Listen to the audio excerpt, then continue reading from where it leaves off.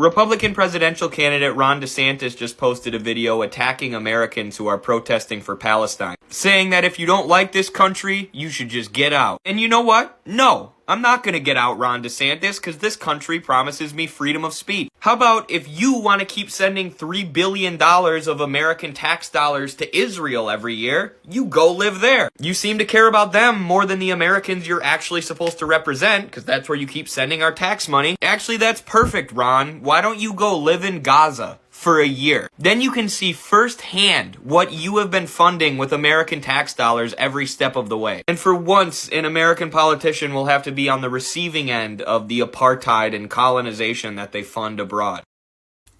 So it looks like the United States is just making a campaign run to support war criminals, because that old wrinkly nutsack that we call our president, yeah, he took his goofy ass over to Israel yesterday and sat across from a war criminal, gassing him up, and was like, oh yeah, I heard about the bombing of the hospital in Gaza. It looks like it was done by the other team, not you. You gotta be shitting me, right? You gotta be shitting me, right? Then he gonna go and talk about, oh, people of Israel, the United States stand with you. Who?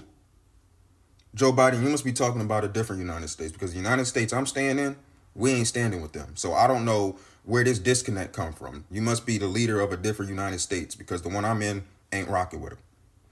Then in the UN meeting, where they were trying to come up with a solution of providing humanitarian aid into Gaza, when they did provide that solution, guess what country was the only country to veto that solution?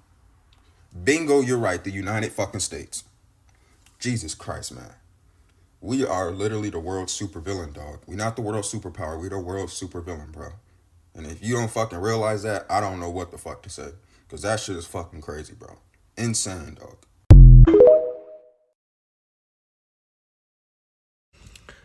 So I've been making a lot of videos about Israel and Palestine lately, and I've gotten a lot of attention for this and garnered many thousands of new followers, and thank you. I'm very humbled to all of you. I'm glad you're here.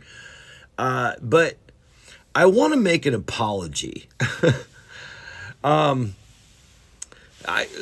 A lot of people are telling me, like, you know, hey, you're being the voice that we need, and you're the voice of Palestine. You're speaking this. You're speaking the truth of the Middle East. This, that, blah, blah, blah. Listen, I am so ignorant.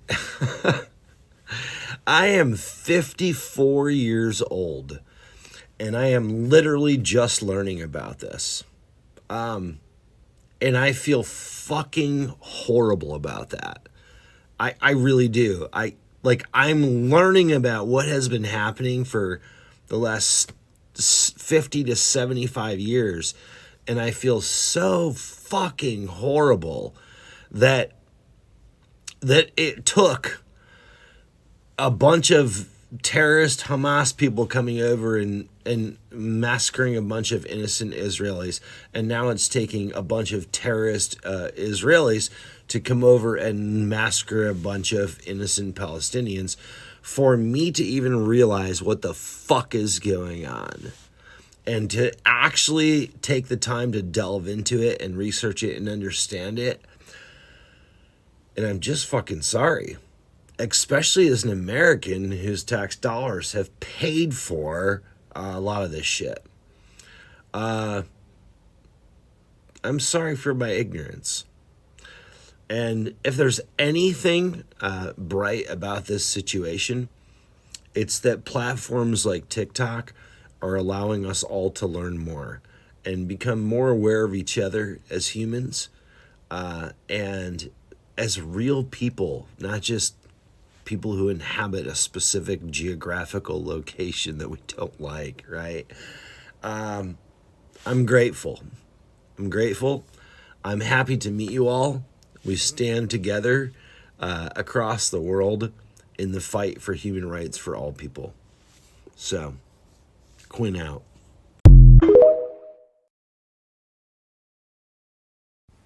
This is a great question. How did I escape Zionist brainwashing? What happened was I was in a fraternity called AE Pi. It's a Jewish fraternity, and we were being hazed. We had our hands tied behind our backs, and we were in a dark room. They were playing loud music, and the pledge class consisted of like 8 to 10 American guys and then 2 guys who had served in the Israeli occupation army. And the Americans were uncomfortable because we'd never really been tortured before. But I remember the Israelis were like laughing and joking.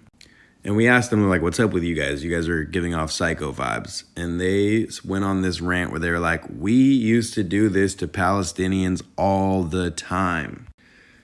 It was in that moment that things clicked for me, and I realized I'd been lied to about everything. I ended up speaking to Palestinians, hearing their stories, and then reading a ton about it and realizing that everything I knew was a lie. Gabriel Miller. I would like to add my voice to the chorus here today in opposition to this ridiculous resolution. At a time when the rest of the world is condemning Israel for committing war crime after war crime, Chicago is fiddling around on whether to condemn Hamas.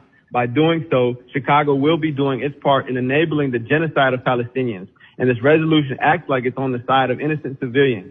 So in that case, I'd like to add, are you considering a resolution condemning Israel for using white phosphorus against the civilian population? Are you considering condemning Israel for its planned war crime of forced removal of 1 million Palestinians from northern Gaza? Are you going to condemn them for cutting off food, water, and electricity to Gaza, another war crime called collective punishment? Did it ever cross your mind to condemn Israel when they assassinated Palestinian journalist Shireen Abu Akleh in broad daylight, or when they brutalized the people carrying her coffin peacefully, or when Israeli snipers killed innocent peaceful protesters throughout the March of Return? Did the people in office before you ever consider condemning Israel at any point? Since its inception, when it crammed a country full of people into a 60-mile corner of their own country, creating the largest concentration camp in history, the largest open-air prison in the world? The answer is a resounding no. You never considered it, nor did your ancestors. But unfortunately for you, times have changed. The world is increasingly aware of the crimes of Israel and increasingly aware of the framework of politicians who enable their continued apartheid by resolutions such as these. The next speaker is Gabriel Miller.